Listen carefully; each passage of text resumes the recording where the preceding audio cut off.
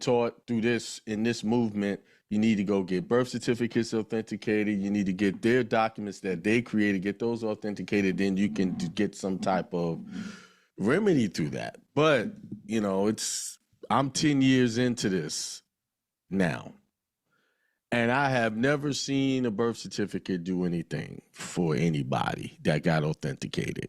I mean, it helped prove some things as far as getting I used it to get a passport and things like that. But outside of that, it hasn't done anything of any significance. And, I'm going to ask the audiences. A lot of you guys been around for a long time. All of you who have authenticated your birth certificate, what has it done for you? Nothing. And I was one of the first. So anybody else can concur with that or confirm what he just said? Same. I ain't did nothing with it. Everybody talks about, they deposited in it for money and all this other. I ain't never seen nobody do it. And well, everybody that's ever tried to get something off the birth certificate either got in some legal trouble, they're in jail, or something else has happened. So, I mean, so I was sitting down thinking, I said, wait a minute, why are we using documents they're creating? Any document they're creating is for their benefit. They created it, and they gave you the illusion that, you need these documents in order to prove your existence. And it's 50% true. It's 50% true. You do, for their benefit, you need to prove the existence of that estate for their benefit. But it's never for you. Any proceeding that you go to legally, the first thing you ask you, what's your name? And what's your birth certificate? Let me see that birth certificate. You present your birth certificate and all of that to get a driver's license. And they charge you to get a driver's license that they say you're required to have if you want to drive on their roads. You have to have this, but at the same time, we're going to charge you. We're going to make you pay for this. And those are some things I've always confused. Well, if I got to have it, y'all should be footing the bill for this. You're making me get this. I got to get around. Especially out here in the country, you ain't the transit, there's no real transit system. Some places you need a car, right? So I'm going to show you guys still some people getting in, coming out. It's always, I came on late and they still coming in late. So this is to show you how to create your documents, make them evidence, and be accepted when you need to prove something. The fact of a birth. You already know that. Oh, let's see. Let's put up a passport application. Let's put up a DS-11.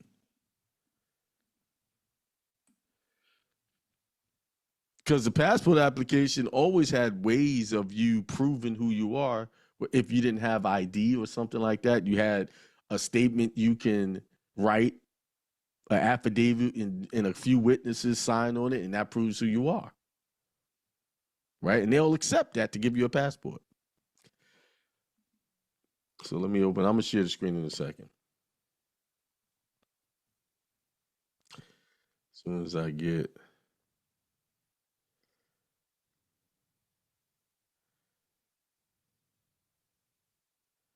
Here, let me share the screen here. This was the passport application says, let me find Chrome. This is it. Okay, there it is.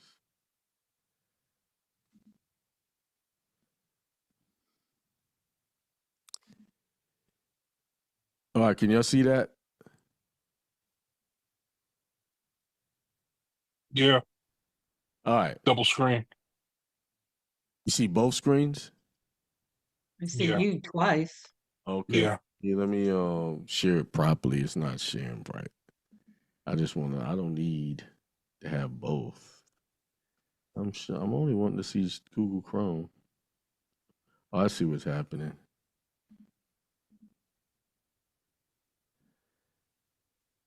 All right, let's see if that works. How's that? Yeah. All right. All right, if you look right here, it says applicants born in the United States. We're going to skip all the way down. They always want you to give, in the beginning, they want you to show the stuff that the states create. Your evidence will be returned to you if it is not damaged, altered, or forged. Submit an original or certified copy and a photocopy of the front and back if there's a printed information on the back of one of the following documents. A U.S. birth certificate that meets all of the following requirements. So, although you were born in a state and in a county, they call those U.S. birth certificates. It was right in front of it the whole time. So if you show that document, you're actually showing a U.S. citizen. That's although I've been showing you guys how to get a passport as a national through your affidavits and stuff like that. Really, this is saying show us a U.S. birth certificate, right? Now, another U.S. birth certificate, but they call it a naturalization or getting naturalized into the United States. That's another form of a birth certificate, meaning that person was born into the United States the minute they took that oath to become a U.S. citizen. All right? So a U.S. birth certificate that meets all of the following requirements: issued by a city, county, or state of birth. List your full name, birthday, birthplace. List your parents' full names. List date filed in registrar's office. Must be within 1 year of birth. Shows registrar's signature and the seal of the issuing authority. They'll accept that. So when creating your documents, you can create your documents under these guidelines. And I'll show you how to substitute registrars and all of that stuff when I show you the templates. Fully valid, undamaged U.S. passport may be expired. Consular report of birth abroad, a certification of birth abroad, certificate of naturalization as a citizen or citizenship. Those are their documents they want you to show. So now, secondary documents may be submitted if the U.S. birth certificate was filed more than 1 year after your birth or if no birth record exists. For no birth record on file, submit a registrar's letter to that effect. For both scenarios, submit a combination of the evidence listed below with your first and last name, date of birth or birthplace, the seal or other certification of the office if customary, and the signature of the issuing official. A hospital birth record, you can use that.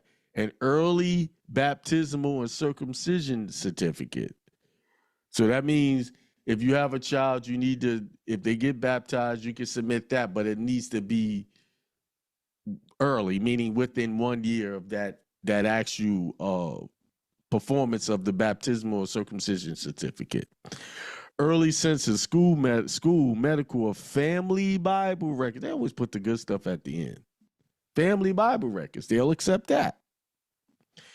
Insurance files or published birth announcement. Oh, wow. See, even saying announce the birth, such as a newspaper article. So that's something that used to be common. Announcing birth, announcing marriages. Now, the only thing they really you see most announcements is about somebody dying. They'll put that they still do that commonly. They haven't changed that practice at all. Why do they do that? Because they want your creditors to know you dead and they can go after the next of kin. All right. Notarized affidavits or DS-10 birth affidavits. You can do a DS-10 birth affidavit. Or of older blood relatives having knowledge of your birth may be submitted in addition to some of the records listed above. So that right there, that last part, all the good stuff is always at the end. For all of you, like, well, I'm 100 years old. How am I gonna prove my birth? I already got a birth certificate. Well, according to this, you can create your own statement of birth, long as you get some witnesses to certify that, to attest to that. You see, they will accept that. So now, Why do you? Because now you're separating everything from them. When every document you're submitting is your document that you created. Now, what do you need to do in order to make this?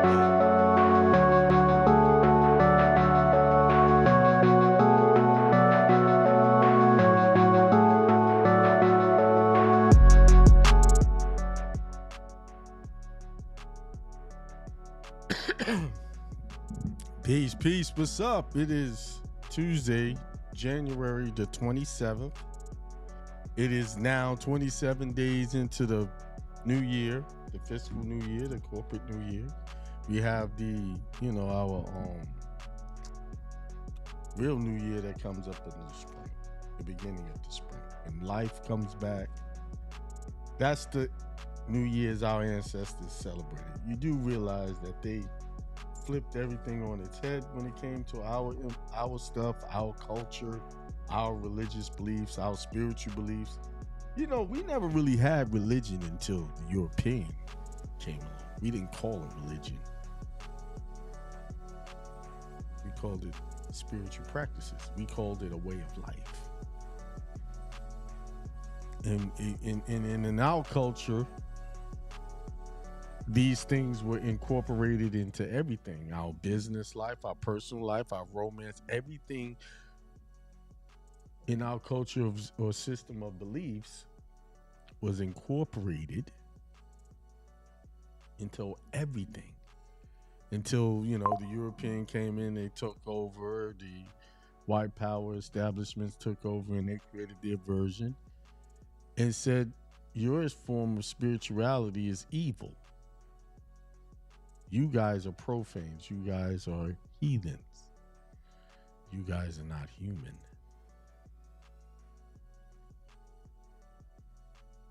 You guys are not the real. We're the real. The Bible prophesied. It said that the last will be first, and the first will be last. So that means that everything you're dealing with in this system is flipped around. It's backwards. It's the opposite of what reality should be, or what the truth should be. But we living in a false reality when it comes to information. So it's very hard you present the truth to people, they will not believe you. Like I tell people that discharge and bills of exchange, they don't work. Years ago, I did many shows, went on and said this stuff is not going to work. And, I've even gone so far that people was in chats and put them in chats. They came at me. Oh, he's jealous. He's this. All because people hope that this stuff works because they've invested time in it. They invested money with people with those things. And they don't want to take responsibility that they got suckered into believing something is real when it's not. See, the greatest form of freedom is when you accept what is the truth. We suffer because we don't accept the truth. We don't hold ourselves accountable that we are not accepting the truth. And this is on all levels. A relationship ends. We're upset about it. We don't accept that. Someone passes away. We were sad about it. We don't accept that. How can this be? It's too soon. We say things like that. The one thing that will free you from a lot of mental trauma and burden is to accept what is at that point in time.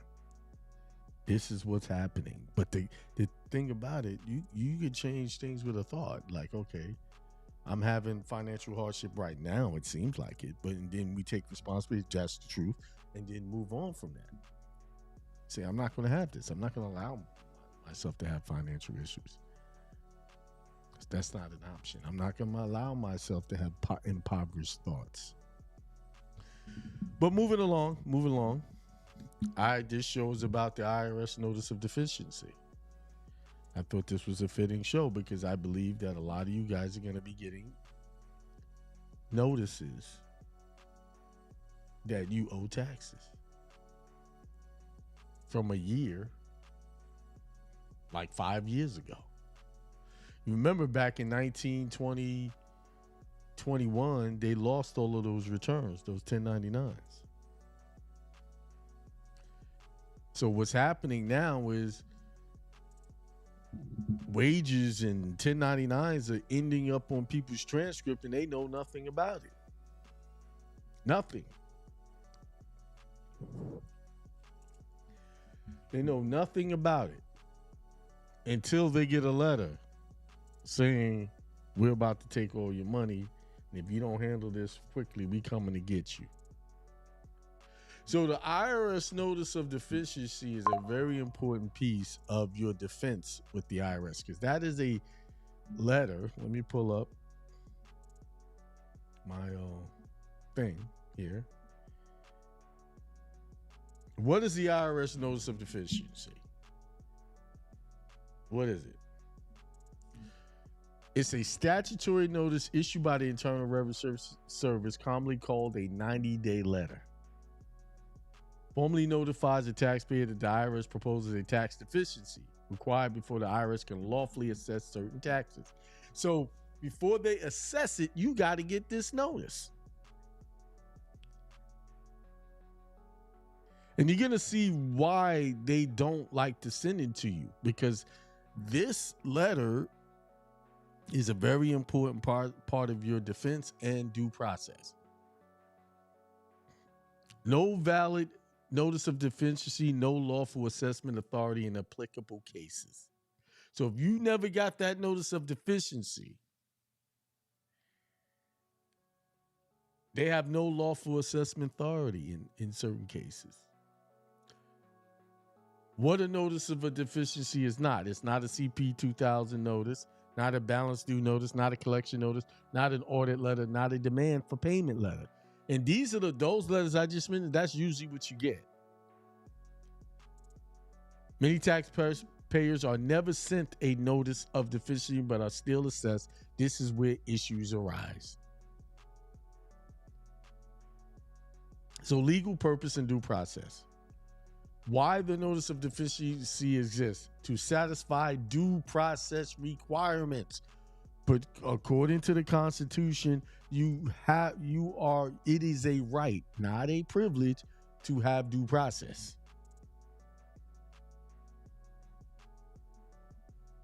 See, we all know that the government and these officials operate off of privilege. It's a privilege to do this. You have a privilege. You don't. They want you in the privilege space, and believing that you have privileges and they're bestowing some gifts upon you. Like, for instance, the driver's license is considered a privilege, but it comes with all kinds of consequences if you don't have the license. They say you have to have one to drive. It's mandatory. And I'm like, if you're gonna make me have this, and to have a quality life in this system, I need a car, transportation. Then give me that privilege for free. Just hand it to me. Make it a gift. Then that would truly be a privilege, right? But they don't do that. To give taxpayers a pre-assessment right to challenge, to preserve the taxpayer's right to U.S. tax court review, to prevent the IRS from being judge, jury, and executioner. And that's what they do. They'll say you owe something, they'll reassess your taxes, and then send you a bill and tell you paying. So what are they doing? Judge, jury, and executioner in that place. And the Constitution does not allow that. Assessment comes after the notice, not before. You should not be getting an assessment of your taxes until you get that notice, because the notice is giving you 90 days to get your stuff together to prepare you for court. That's what the notice is for. They have to give you that so that you can take that, hey, into court. The taxpayer's rights triggered by the notice, right to petition U.S. tax court. So whenever they're coming at you and challenge you for your taxes, the taxes due, that notice is letting you know you have a right to go to court and sue them.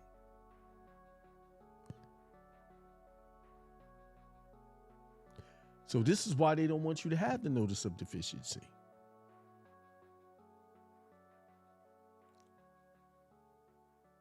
So they might, what it is they have to suspect, oh, there's a deficiency here. Let's send this notice. You have a 90-day time to challenge it. They're not supposed to be figuring out your taxes for you and saying you owe this because this was missing or whatever. They're not supposed to do that. Why? Because you signed on a tax return that everything under that was certified and it was correct. By them reassessing your taxes, who's certifying that they're correct, true and correct? They don't send it to you that this document is true and correct. What they do is say you owe this, and then they'll say somewhere in the letter, well, if you don't agree with us, you do this, that, and the other. But they're supposed to send that notice of deficiency first.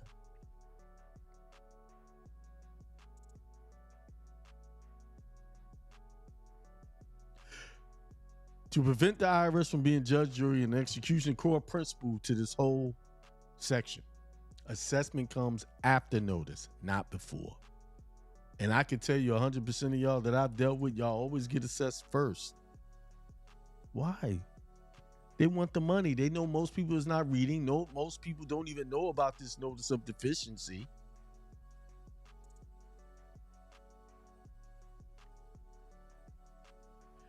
Four, the taxpayer's rights triggered by the notice: a right to petition the U.S. tax court, right to challenge the IRS without paying first. See, they skipping. They just want you to pay, and they'll send you letters. A lot of times they don't even send you the letter. They just say they sent it. And next you know, you're looking around, you're owing them some money. Right to dispute facts, law, or calculations. Right to halt assessment during the 90-day window. Once the 90 days expire without action, the IRS may assess. So if there's no action, then they can assess. But they have to give you 90 days. If they did this like this to everyone, they would not be able to get so many people hook on the hook as they normally do. Timing and deadlines. The 90-day or 150-day rule. 90 days if mailed within the U.S., 150 days if mailed outside the U.S. Clock starts on the mailing date, not receipt. Missing the deadline usually forfeits tax court access. This is one of the most unforgiving deadlines in the law. Content requirements. What a valid notice of deficiency must contain. And this is what it must contain. Identification of the taxpayer, tax years involved, amount of proposed deficiency, explanation of adjustments, statement of right to petition tax court, properly mailing to last known address. So they can give you a roundabout number saying we think you owe this, but they can't assess it. Assessment means that they are saying this is what you owe. Errors or omissions can invalidate the notice. But they never sent it. Common defects in notice, wrong address, missing explanation, mathematical or factual errors, issued after assessment, never issued at all. A defective notice can be procedurally challenged. And let me tell you something. You know, with me dealing with this type of stuff for the last 10 years, they can never prove any amount they come up with. I don't care how many 1099s is on the record. Because they will never bring someone forward that can certify this under oath that is true and correct.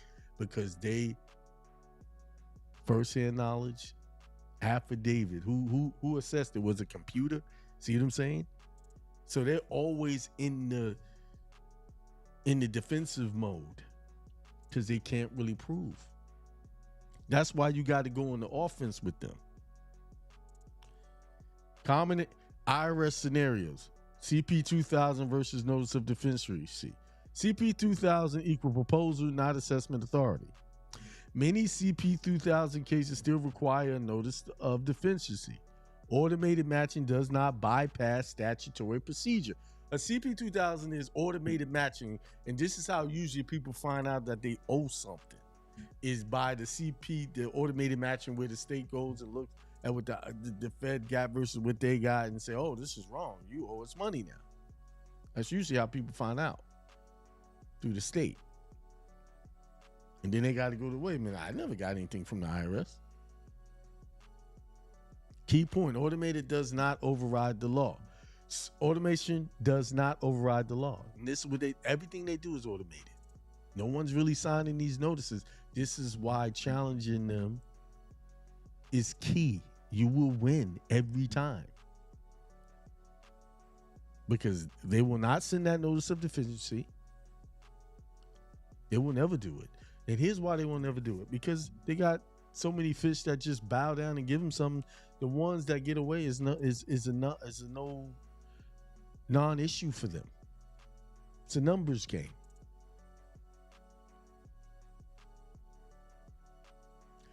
Nine, substitute for return cases. IRS prepares a return under IRC section 6020B still requires a notice of deficiency. Many SFR cases skip proper notice, creates leverage for procedural challenges. So they do what you call substitute for return. That's what they do. Remember, everything they send you, you can challenge. And here's the thing. It's never too late. Why? Because if they never issued that notice of deficiency, they was in the wrong in the first place. What happens if no notice was issued? Assessments without a notice may be procedurally improper, may violate statutory due process, and I want to say it violates constitutional due process, which is more important than statutes. Can be challenged administratively or judicially, can impact liens, levies, and collections. I have seen firsthand where just doing these challenges, people have gotten their money back. You see? This is a major leverage point in disputes. Burden of proof issues. IRS must show proper issuance. Certified mailing records matter. Lack of proof weakens IRS position. Presumptions can be rebutted. Response options. What to do if you receive a notice. Verify accuracy. Track deadlines immediately. Decide tax court administrative resolutions. Preserve records. Do not ignore it. I would do, if it was me, I would do administrative resolutions. And then right after that, go into tax court. They will almost always back down off of you once you have your proof that you did everything in order. I remember years ago when I had a tax issue and I did a consultation with people who claimed they knew how to deal with their IRS. None of their stuff worked. And the only thing that worked was me reading the rules. The IRS tells you how to fight them. All you got to do is read the instructions. Now, the one thing you do need to know is understand your due process rights, understand the rules so that you can use those rules against them. This is how I win all the time, because I use their very rules that they never follow against them. I don't have any fancy writings.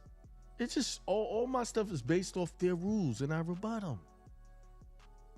But see, the problem with this community is a lot of y'all are looking for some mystical answers. I learned years ago there is no mystical answer. Those people giving you those mystical answers are frauds. And they can't read or won't read. And they're giving you opinions. But like I said, most people follow the bullshit. And the Bible is very clear on that. The road to destruction is broad and spacious. Road to righteousness is cramped and narrow, and very few find it. Very few. People find me after they done dealt with the crooks and the liars.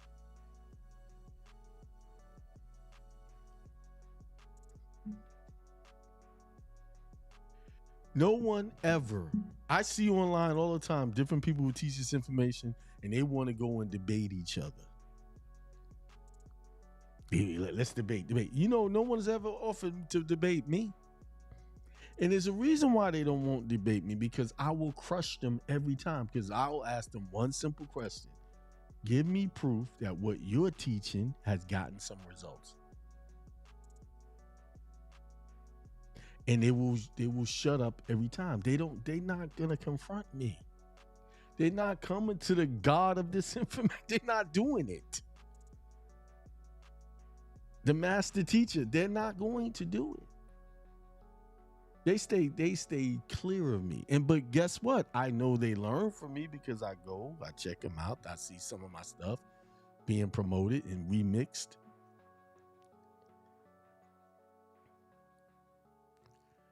They're still trying to keep up. Like someone was on their channel talking about Pitchfork Ben Tillman. I've been teaching y'all Pitchfork Ben Tillman for what, close to 10 years now?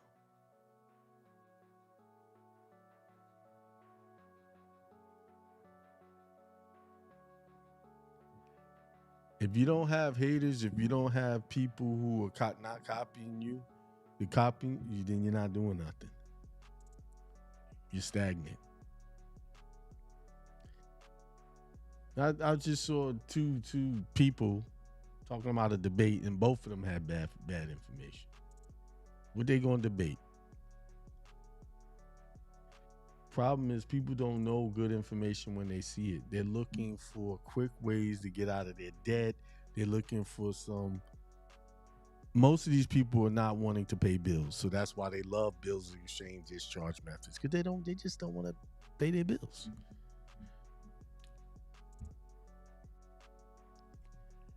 What to do if you receive an notice? Preserve records. Do not ignore notices. Silence equals consent in practice.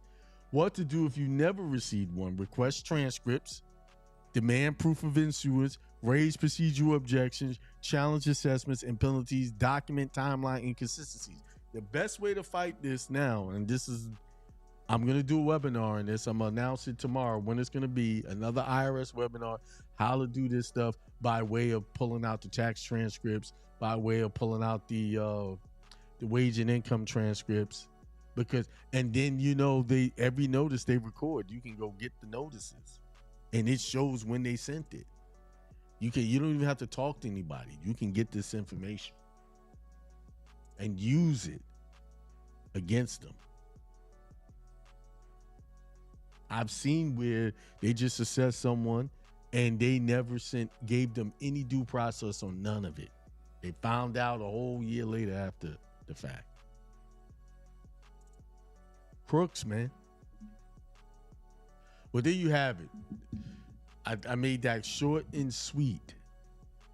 Now, I do have I created a template for how to respond to these letters. I got another template that I've created, and that'll be introduced in my next IRS webinar coming up, and I will send that to you. This is, I told you, this is the year of the master teacher. No more apprentice role, master teacher.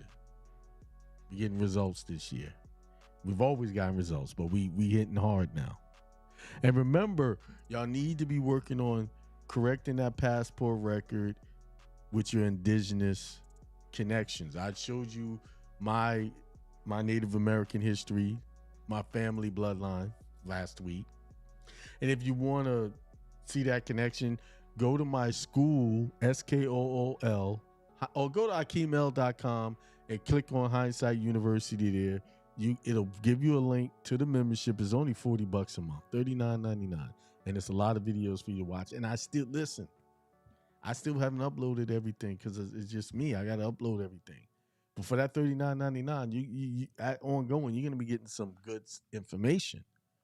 All of my old teachings are going to be up there for free. Well, not for free, but for paid membership, you're going to get all the information. Most of the stuff I taught years ago is still mostly relevant. Just a few updates here and there. Still fight the IRS the same way we did before. but we adding some more arsenal to it. All right. And, you know, in the future, I'm not going to be making these shows long. But if somebody was on my talk show, I don't know if they wanted to say something. I don't see them having a mic or anything. I had the number up there. Nobody called in because I was trying to make this a Q&A. But I'm going to work on building up the Q&A because I know people got questions and they want them answered. All right. All right. With that being said, I is out. Y'all go back and listen to the show. I gave y'all some real information. Okay. All right. Let me check the chat out before. Let me just say peace to everybody. Peace, Adrico. Datu Luson, peace, health, and wealth. Son of 1-2 King. Peace, everyone. Oh yeah, how about that silver? It's climbing. I know some of y'all holding on to a lot of silver. Y'all gonna be about to get paid. All right, with that being said, I'm out.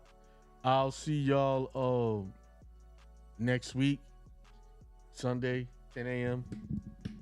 Peace, prosperity, extreme wealth to everyone. Have a good night.